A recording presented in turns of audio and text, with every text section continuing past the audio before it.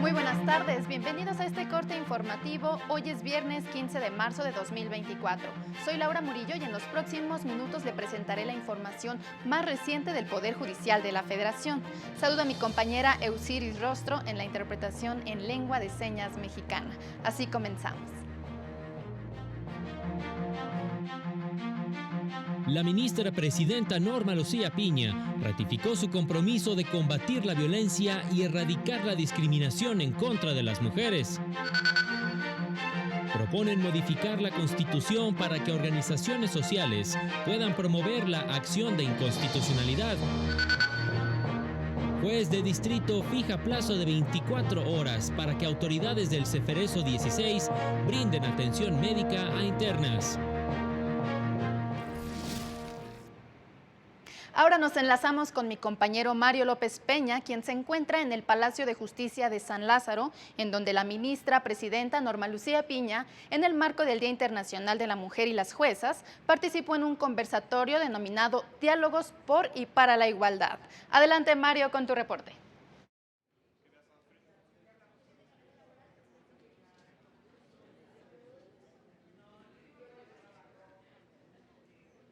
¿Qué tal, Laura? Buenas tardes a todas las personas que siguen esta transmisión. La ministra presidenta de la Suprema Corte de Justicia de la Nación y del Consejo de la Judicatura Federal, Norma Lucía Piña Hernández, participó en el conversatorio para el cierre de la semana conmemorativa del Día Internacional de las Mujeres y las Juezas, espacio en el que, junto con la consejera Lilia Mónica López Benítez, impartidoras de justicia, representantes de organizaciones civiles y mujeres dedicadas a diversas actividades en la sociedad mexicana, intercambiaron experiencias y reflexiones sobre los retos en su carrera profesional y los factores que les permitieron llegar a los espacios y cargos que hoy ocupan. La ministra presidenta llamó a adquirir conciencia de la diversidad de las problemáticas de las mujeres y de la necesidad de lograr cambios sustantivos. Escuchemos a la ministra presidenta.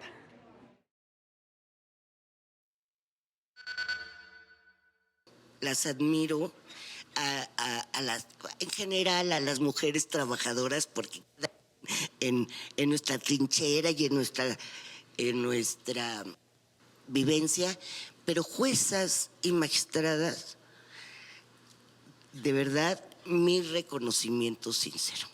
Como dije la vez del concurso, las veo y me veo, porque todas hemos llevado dificultades laborales, con los hijos, con las parejas, pero ahí vamos, y eso es lo importante.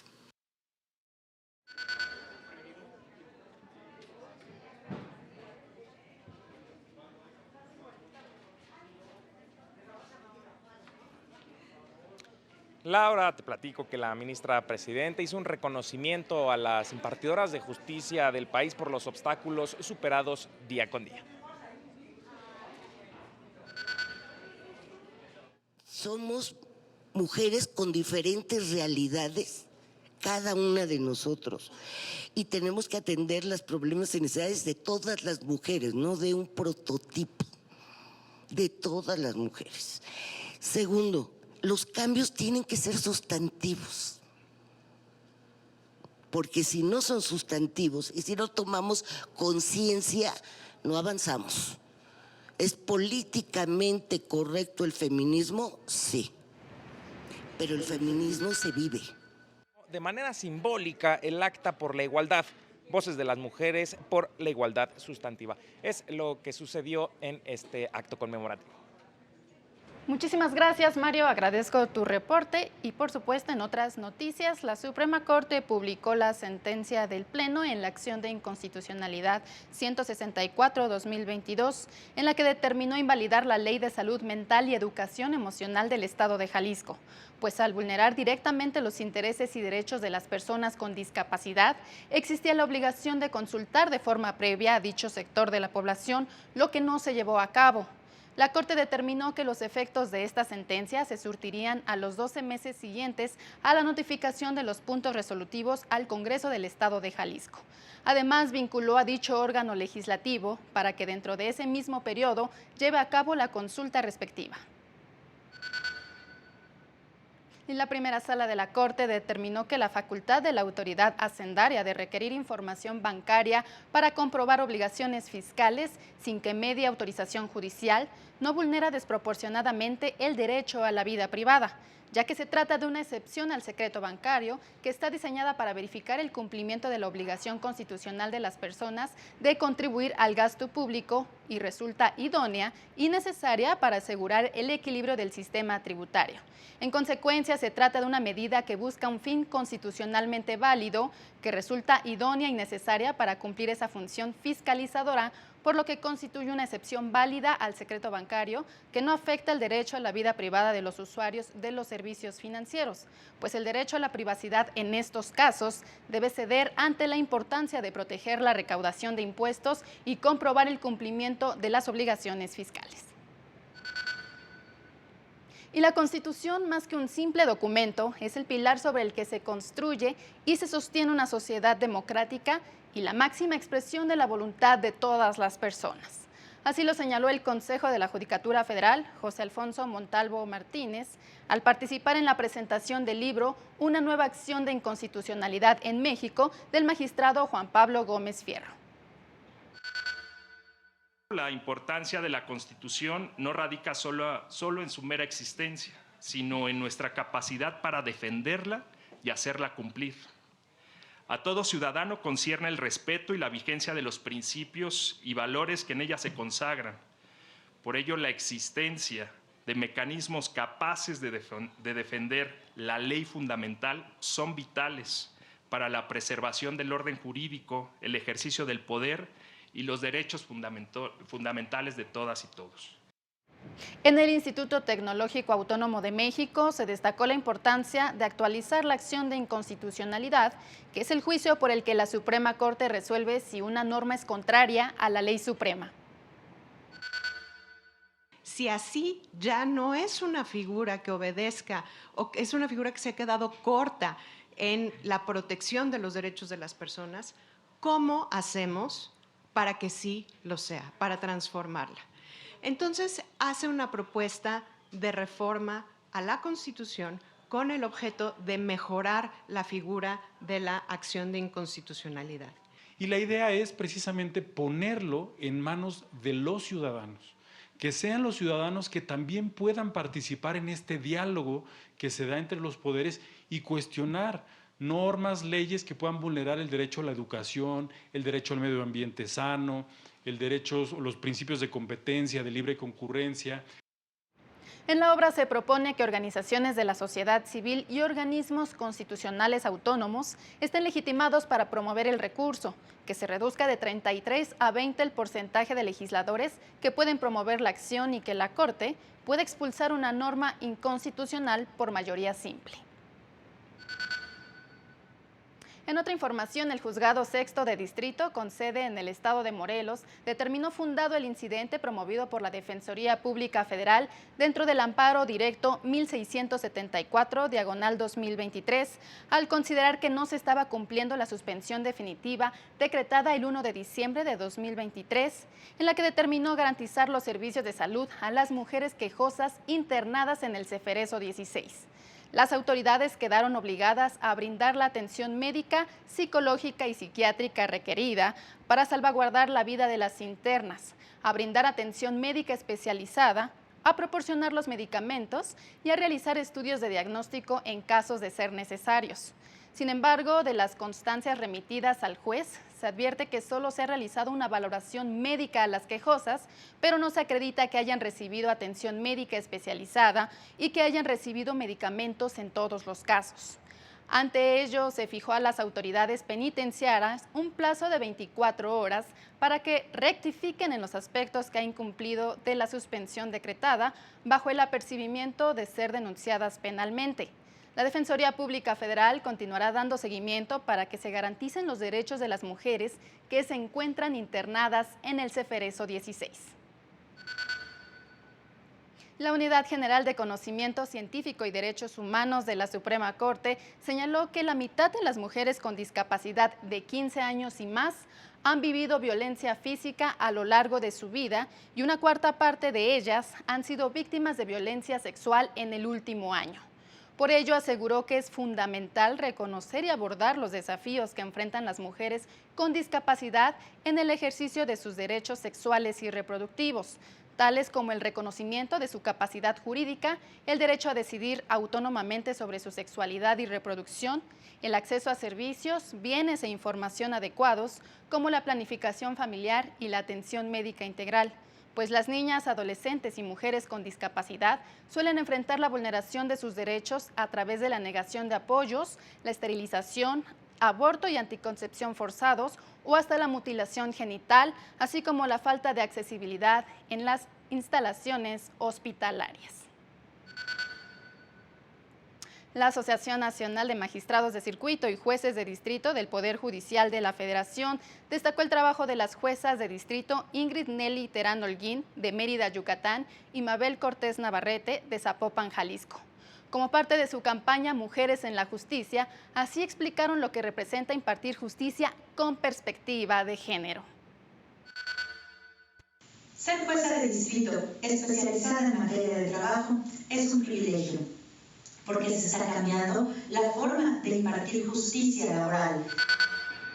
Ser jueza federal significa impartir justicia con una visión y sensibilidad distintas. 14 horas con 10 minutos, hacemos una breve pausa.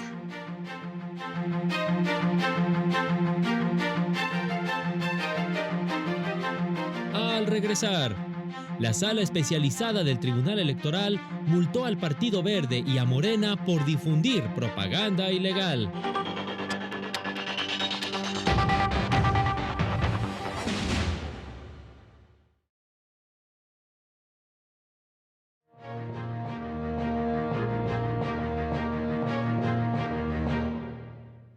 Continuamos con las noticias. La Sala Regional Especializada del Tribunal Electoral multó al Partido Verde por uso indebido de la pauta y por vulnerar principios constitucionales con la difusión de un promocional con el nombre y la imagen del presidente de la República durante el periodo de intercampaña.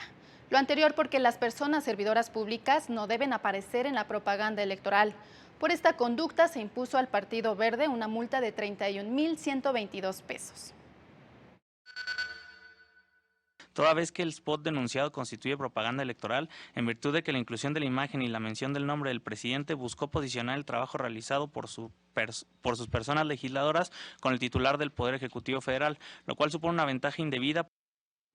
Además, impuso 2 multas a Morena, también por uso indebido de la pauta, ya que omitió mencionar de manera auditiva la calidad de precandidata única de Claudia Sheinbaum en 2 promocionales en medios de comunicación y redes sociales. La Sala Regional Guadalajara confirmó los lineamientos emitidos por el Instituto Electoral de Jalisco para la postulación de candidaturas en la entidad y que eran impugnados por un partido político local. En específico, la porción que señala que los servidores públicos que aspiren a diversos cargos en los ayuntamientos deben separarse de su función 90 días antes del proceso electoral. Porque el requisito de separación del cargo previsto en el lineamiento primigeniamente controvertido es acorde a lo dispuesto en la Constitución de Jalisco y en el Código Electoral local.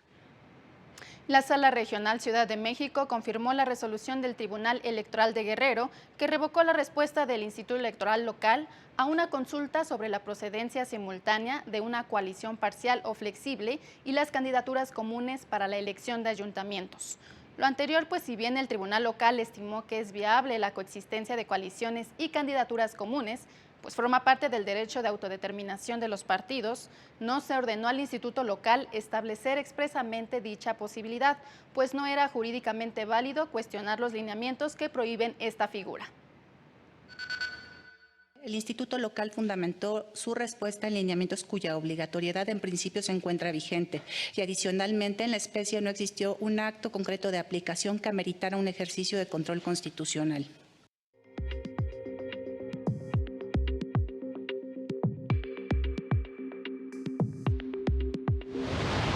En la Casa de la Cultura Jurídica de Cuernavaca, inició un seminario sobre igualdad de género y derechos humanos de las mujeres, en el que se estudian los instrumentos normativos del orden jurídico nacional e internacional para garantizar su acceso a la justicia. El Poder Judicial de Nuevo León publicó la convocatoria para ocupar el cargo de magistrada o magistrado del Tribunal Superior de Justicia del Estado por un periodo de 20 años. El proceso de inscripción concluye el 12 de abril. En Michoacán, el Poder Judicial del Estado invita a formar parte de la carrera judicial con el 22º concurso de oposición abierto para ocupar el cargo de escribiente, para el cual las y los aspirantes recibirán un curso de formación inicial. Desde febrero pasado a la fecha, los tribunales laborales de Tlaxcala resolvieron 13 conflictos, de los cuales 5 fueron dentro de juicios laborales y 8 más a través de convenios conciliatorios en los que se cubrió el pago de todas las prestaciones de ley. Para el canal del Poder Judicial de la Federación, Jesús Daza. Y el Instituto Nacional de Ciencias Penales puso a disposición un cuadernillo con 15 maneras para prevenir el delito en el ámbito virtual. Una práctica ilícita que registra cerca de 13 incidentes por cada millón de habitantes y que posiciona a México entre los 10 países con más cibercrímenes según cifras oficiales. La publicación, disponible de manera gratuita en su sitio web, explica los tipos de ataques a dispositivos conectados a la red, la manera en que niñas y niños y adolescentes pueden ser víctimas de delitos en la red y qué tan confiables son las redes sociales para conocer gente. Además, explica cómo defenderse ante ataques de usurpación de identidad con prácticas como el smishing, que es decir, mensajes de texto falsos, y emite diversas recomendaciones para regular los delitos informáticos.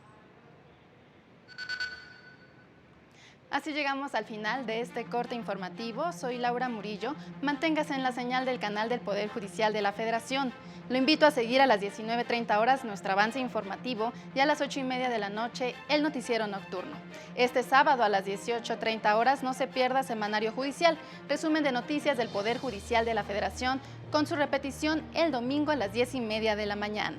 Reiteramos el agradecimiento. Hasta pronto.